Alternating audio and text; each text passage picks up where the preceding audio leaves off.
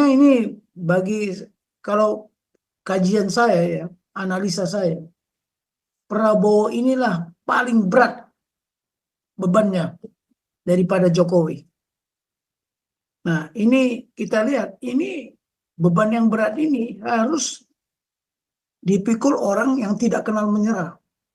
Nah, kebetulan karakter itu ada di Prabowo. Kebetulan ada karakter itu di Prabowo. Lihatlah Mahfud, ya setelah dia kalah kan bingung. Dia mau terus berjuang, dia mau apa? Kelihatannya ada semangat apa menyerah. Anies juga demikian. Ini Ganjar sebentar lagi juga menyerah dia. Harus kembali ke ideologi Pancasila, kembali ke demokrasi Pancasila. Itu yang benar. Karena demokrasi langsung ini ya, 5 tahun yang lalu berapa yang mati? Hampir kurang lebih ya 700 lebih mati. Manusia mati itu.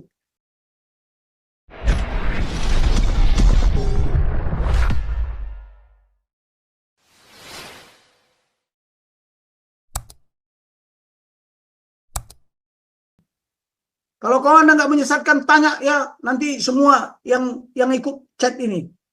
Pasti banyak memojokkan Anda. Bukan Anda menambahi atau memperjelas, malah Anda seolah-olah jadi kompetisi dengan saya.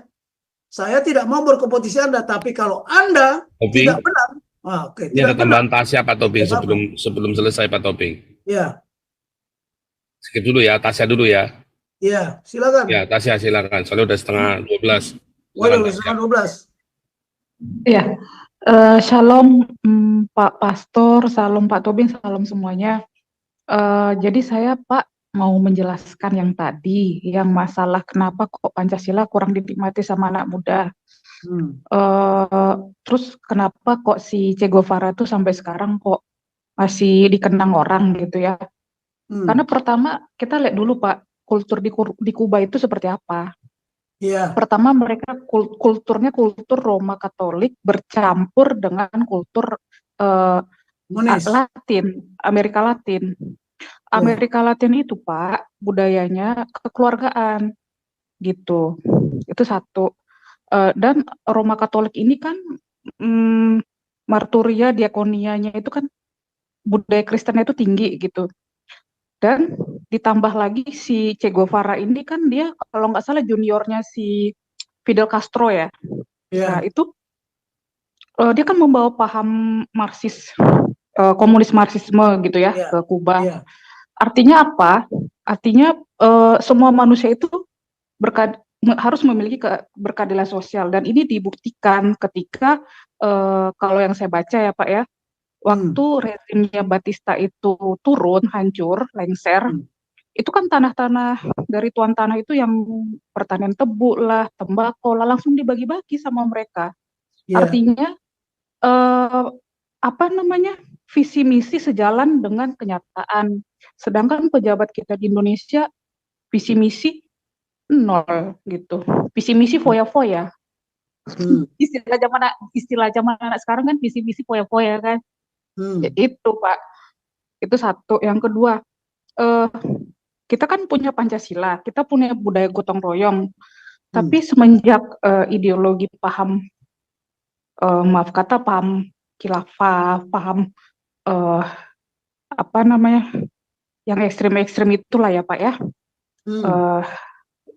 kita semakin dikotak-kotakan. Yang namanya sesama, menurut zamannya Pak Soekarno adalah orang yang miskin, satu orang yang ibaratnya sesuai dengan pasal 28 ayat 1 dan 2 kan Pak, fakir miskin dan anak telantar kan. Nah itu sejalan dengan budaya Kristen kan.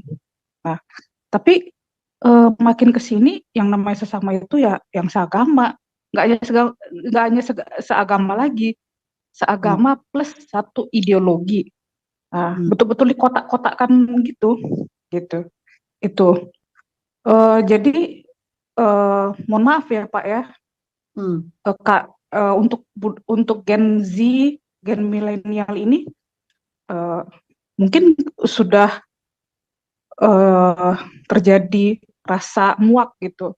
Kami, iya kan? Dan itu Ya. ditambah lagi dengan eh, pendidikan yang ada di sekolah gitu. Hmm. Tidak diajarkan semenjak, maaf kata ya, saya tidak masuk menjelekkan gitu. Ya. Eh, apa namanya kalau nggak salah si Pak Nadiem kan, Hmm. pekerti sama Pancasila itu tidak terlalu ditekankan lagi gitu. Karena Ya. mungkin Pak Nadiem berpikir kurikulum di Harvard, kan beliau sekolahnya di Harvard, Hmm. itu bisa masuk, bisa diterapkan di Indonesia gitu. Indonesia ini beda gitu. Manusia itu kalau tidak di dikasih dikekang gitu ya. Hmm. Ya mereka akan kehilangan arah gitu. Hmm. Ibarat kuda dikasih kekang, nah itu seperti itu Hmm. orang Indonesia gitu. Kalau Hmm. Amerika kan enggak gitu. Jadi Nah, itu sih Pak, nggak bisa yang diterapkan di luar, budi pekerti nggak usah lagi, agama nggak usah lagi masuk ke pelajaran, apa namanya, pelajaran kita gitu, apa pelajaran sekolah gitu ya, terpisah gitu agama sama apa, itu nggak bisa Pak, ya. karena harus ada kekang gitu, harus harus harus bisa dimonitoring gitu. Jadi itu sejalan kalau menurut saya sih, saya sudah setuju kalau si Pak Prabowo itu jadi kepala negara kita. Cuman sekarang paradigmanya yang seperti Pak Tobing bilang kemarin gitu, Hmm. eh, sudah mulai mengarah ke kepala daerah ya gitu. Hmm. Jadi itu harus juga dimonitoring gitu Pak. Ya mungkin itu aja yang bisa saya sampaikan Pak. Terima kasih Pak sebelumnya. Baik, saya respon sedikit ya, Bu Tasya. Begini, Kuba itu Katolik. Dan ingat, organisasi di dunia ini yang solid, ya, yang solid, satu komando adalah Katolik. Dari Vatikan. Kalau kita mau tanya pastor-pastor ini, lebih tunduk kemana dia? Kepada konstitusi kita atau tunduk ke Vatikan? Pasti ke Vatikan. Ya, itu Katolik. Kemudian dia juga menganut ideologi Pancasila, ideologi apa? Komunis. Ya, komunis itu kan sama rata, sama rasa. Nah, itu tadi makanya dia melakukan tindakan itu kan, tanah diambil dibagi-bagi. Kita juga sebenarnya mengambil juga dari komunis, yaitu yang tapi dirubah keadilan sosial bagi seluruh rakyat Indonesia. Itu sebenarnya sama, tapi pelaksananya tidak seperti itu. Tidak seperti itu. Nah, ya bedalah demokrasi di negara komunis yang model seperti Kuba sama demokrasi komunis seperti Cina. Karena Cina tidak tunduk ke Vatikan. Nah, ini juga harus kita pelajari. Ya, Kuba itu kan komunis. Ya, makanya dia selalu bertentangan dengan Amerika. Ya kan, dulu hampir nuklirnya Kuba itu mau diarahkan ke Amerika. Amerika pun udah sibuk dengan itu kan. Zamannya Presiden Kennedy. Masa nggak ingat sejarahnya? Jadi itu. Jadi kalau sekarang 26 tahun kita tidak membicarakan Pancasila. Mana lagi tahu anak-anak ini. Sekarang mau digubris. Makanya saya bilang kepada siapa? Yang sekarang ini yang 26 tahun ini anak-anak muda sekarang sudah umur 26 ya. Mungkin pun sudah pada kawin yang wanitanya. Laki-lakinya juga sebagian. Mungkin ada yang masih bujangan. Tapi pertanyaannya, sudah berapa lama hilang itu ideologi Pancasila itu? Bahkan ideologi juga ngerti. Kemarin saya kumpul sama anak-anak muda itu. Ya, saya tanya, si Sandi tanya semua itu anak-anak muda itu. Bahkan ada satu lagi dari staf kepresidenan. Kamu ngerti nggak ideologi? Cobalah jelaskan sama saya. Apa menurut kamu ideologi itu? Nggak ngerti dia. Kenapa demokrasi di Indonesia hancur? Nggak ngerti juga dia. Loh, satu sila, Pancasila, dirubah, disesatkan. berarti yang lainnya pun sesat. Saya ajarkan begini kok nggak ngerti-ngerti juga si Teddy itu. Makanya saya jengkel sama dia ini. Selalu dia mau komplit tapi tidak melengkapi. Kalau saya melengkapi. Sekarang siapalah, silakanlah. Saya juga nggak mau capek seperti ini kok. Ya, tapi saya apa? Ya itu tadi melayani, karena konsep melayani ini kan. Ya, saya kalau mau cerita ya, saya dulu setiap hari jalan 5 kilo per jam. Tapi sejak 4 tahun ini saya ikut di Zoom-nya Pak Paul Jam. Dulu itu bukan hanya di Paul Jam aja. Ya, banyak. Ya, di PSBB, di Kingdom Family, ya, belum lagi di Kepas, belum lagi di Light of dari Rumah Doa Segala Bangsa. Remuk badan saya. Ya, saya tidak pernah lagi tidur sekarang sampai jam 12, jam 1. Habis saya memberikan begini, apa saya bisa langsung tidur? Oh tidak. Turun dulu adrenalin saya itu baru saya bisa tidur. Iya, saya beritahu aja. Sempat kemarin sakit saya. Akhirnya saya harus introspeksi diri kan. Nah, inilah Bu. Jadi masalah demokrasi ini sudahlah, demokrasi berdasarkan budaya kita. Jangan budaya luar negeri. Ya, beda-beda loh. Kalau kita ada di negara Amerika, mungkin kita ikut-ikut Amerika. Lingkungan. Karena dari psikologi, Bu, 65% fisiologi seseorang itu bisa dipengaruhi lingkungan. Kalau kita hidup di Amerika, ya gitulah. Saya kasih contoh, dulu waktu saya pertama kali sekolah ke Amerika, saya diajak makan, ada teman-teman saya satu kuliah, saya ajak makan mereka, saya bayar sendiri, mereka kaget. Saya bayari semua makan itu, kaget mereka. Oh enggak, Potong, enggak boleh, bayar sendiri masing-masing. Nah itu, kalau kami di Indonesia sekarang masih berlaku. Masih berlaku. Kita kumpul makan sama junior-junior, pasti senior yang bayar. Kalau ada junior yang mau bayar, udahlah bang, nanti abang yang besar-besar aja lah. Yang kecil-kecil biar saya yang bayar. Itu kejiwaan yang ada di antara kita. Nah, beda. Jadi karakteristiknya itu beda. Jadi orang kalau udah 10 tahun tinggal di Amerika, pasti karakteristiknya juga berubah. Sudah terpengaruh sama lingkungan. Ya. Terpengaruh sama lingkungan. Itulah. Jadi budaya itu memang pengaruh. Dan Pancasila ini lahir dari mana? Dari budaya. Dari budaya. Budaya kita sendiri. Bukan budayanya Eropa. Bukan budayanya Amerika. Tapi para founding fathers kita dulu, itu seperti Supomo, Pak Hatta, dan lain sebagainya itu, mereka sekolah ke Belanda. Sehingga dia bisa membanding-bandingkan. Kebetulan dia kan lahir di Indonesia, bukan lahir di Belanda. Nah, dia membandingkan, oh ini nggak cocok, ini nggak cocok, ini nggak cocok. Nah, itu saya gali dari buku-buku yang ada, yang dimasukkan ke lembaran negara. Itulah saya perkenalkan di apa ini, karena Pak Paul minta supaya ada orang yang memberikan wawasan kebangsaan. Loh, nggak main-main ini. Nggak main-main. Tadi saya konsep ini juga baru selesai tadi jam berapa ya? Jam 17.30. Ya, dibantu oleh anak buah saya karena dia puasa. Udahlah, kau cari buka puasa sana. Nanti saya lanjutkan aja, kau pulang gitu aja.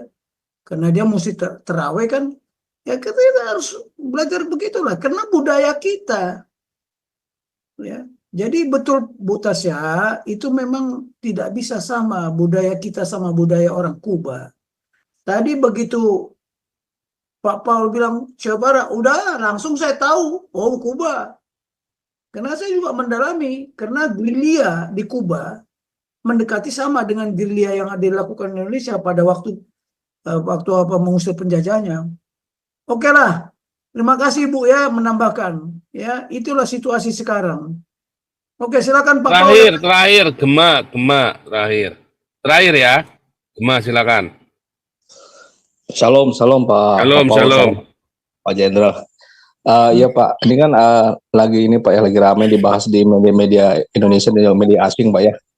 Jadi kan Prabowo beranggapan bahwa katanya demokrasi di Indonesia itu demokrasi yang sangat mahal Pak ya, sangat mahal, sangat menguras tenaga dan banyak memakan waktu Pak gitu. Apakah korban itu? juga. Iya betul. Apakah itu yang dimaksud Pak Prabowo itu maksudnya dari sistem yang dari ininya atau dari ini Pak, dari sistem kita demokrasi yang perlu direvisi gitu Pak ya. Nah yang kedua ini Pak ya, mungkin kalau kita di Indonesia kan banyak Pak ya, banyak kayak semacam kelompok-kelompok ormas Pak ya, yang juga mengatur undang-undang di negara kita Pak ya. Mungkin kita dibilangnya sebagai demokrasi teokrasi Pak ya. Jadi ada kelompok-kelompok agama yang juga ikut masuk dalam sistem pemerintahan kita gitu Pak. Betul. Jadi yang ketiga ini Pak, apakah sebaiknya Dwi Fungsi ABRI itu difungsikan kembali Pak? Jadi sebagai penyeimbang untuk kelompok-kelompok ormas agama ini supaya bisa diini oleh pihak TNI gitu Pak ya. Terima kasih Pak. Oke, kalau saya difungsi kembali, sebenarnya lebih penting dua misi. Jadi tugas di bidang pertahanan keamanan dan tugas di bidang sosial. Karena fungsi itu apa? Fungsi itu kan jabaran dari misi. Nah, kedua, saya tidak begitu setuju ya kalau di fungsinya itu seperti dulu. Fungsi sosialnya itu sosial politik, begitulah. Sebenarnya pengertian dua fungsi itu adalah jiwa semangat pengabdian ABRI waktu itu ya, jiwa dan semangat pengabdian ABRI dalam tugas sebagai pertahanan keamanan dan sosial budaya, tapi diselewengkan menjadi sosial politik. Nah itu pertanyaannya. Kemudian tadi apa lagi pertanyaan yang satu? Sistem politik ya. Nah kemarin Prabowo sudah membuka satu statement bahwa demokrasi masih ada ruang, ya, masih ada ruang untuk merubah. Coba buka YouTube-nya kemarin itu, saya dengar itu ada itu. Itu maksudnya apa?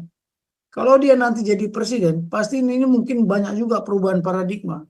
Karena saya bilang paradigma itu berubah jika pemimpin menginginkan adanya pergeseran paradigma, tapi didukung oleh yang lain. Makanya ini kalau kajian saya ya, analisa saya, Prabowo inilah paling berat bebannya daripada Jokowi. Nah ini kita lihat, ini beban yang berat ini harus dipikul orang yang tidak kenal menyerah. Nah, kebetulan karakter itu ada di Prabowo. Kebetulan ada karakter itu di Prabowo. Lihatlah Mahfud. Ya, setelah dia kalah, kan bingung. Dia mau terus berjuang, dia mau apa? Kelihatannya ada semangat menyerah. Anies juga demikian. Ini Ganjar sebentar lagi juga menyerah dia. Nah, jadi ini ada ruang waktu untuk kembali. Makanya nanti mungkin kalau hak angket yang benar, hak angket rakyat, bukan hak angket DPR. Boleh DPR punya hak sendiri, silakan. Tapi rakyat ini harus menggelorakan. Ya, harus menggelorakan yang mendukung Prabowo itu. Ya, harus kembali ke ideologi Pancasila, kembali ke demokrasi Pancasila. Itu yang benar, karena demokrasi langsung ini ya, 5 tahun yang lalu berapa yang mati? Hampir kurang lebih ya 700 lebih mati, manusia mati itu gara-gara demokrasi liberal. Ya, karena partainya banyak, bukan seperti di Amerika cuma 2. Kemudian yang dipilih apa lagi? Pilkada, pileg, presiden, DPR, DPD. Coba, bagaimana kalian lihat di TPS itu? Allah, saya menyaksikan sendiri, mati di depan saya lagi. Saya menghitung-hitung ini gimana ya orang ini. Air minum pun tidak disediain, mesti cari sendiri. Coba, panas-panas. Ya. Ini masih mending ini bulan berapa ini? Bulan Februari kan? Nah, masih musim hujan. Kalau yang dulu coba, bulan apa? Orang nggak meneliti itu, tidak melihat. Banyak korban, boros biaya, merusak mental. Apa gini yang mau diteruskan di Indonesia? Ya udahlah, belum lagi konflik yang berkejadian. Setiap pemilu pasti ribut curang. Ya, coba bayangin setelah 14 Februari, sekarang sudah mendekati 14 Maret, 1 bulan. Isinya Indonesia potretnya hanya ribut curang. Minta diskualifikasi lagi. Prabowo Gibran. Minta apa lagi? Pemilu ulang. Coba. Tambah lagi pemilu ulang tidak boleh ada 02. Kan gila itu. Apa? Ini yang mau kita tunjukkan demokrasi. Mana si Teddy itu? Suruh dia bicara. Jangan bicaranya ke saya, bicara sama elit-elit politik itu. Sebenarnya ini ya, hak angket siapa? Hak angketnya elit-elit politik itu. Tapi rakyat juga perlu hak angket. Kalau perlu rakyat ini bikin tim menyelidiki. Siapa yang curang? Saya diam-diam saya ngomong, saya tanya itu. Kau masih dapat serangan pajar? Iya. Kau pilih nggak yang ngasih? Enggak katanya. Coba. Enggak. Ada malah dia dapat serangan pajar, dia nyucuk pun enggak. Saya golput Pak katanya. Tapi serangan pajarnya saya nikmati. Coba. Itu pernah ada yang diselidiki. Mana tahu Steady di Amerika sana. Ya. Jujurlah. Katanya jujur dan adil. Saya kalau maunya pemilihan itu terbuka gitulah. Kenapa mesti rahasia? Saya memilih itu buka aja. Ya ini, ya saya pilih ini. Hitung. Orang yang ikut milih itu tidak boleh pulang sampai terakhir C1 itu disaksikan semua orang yang ada di situ.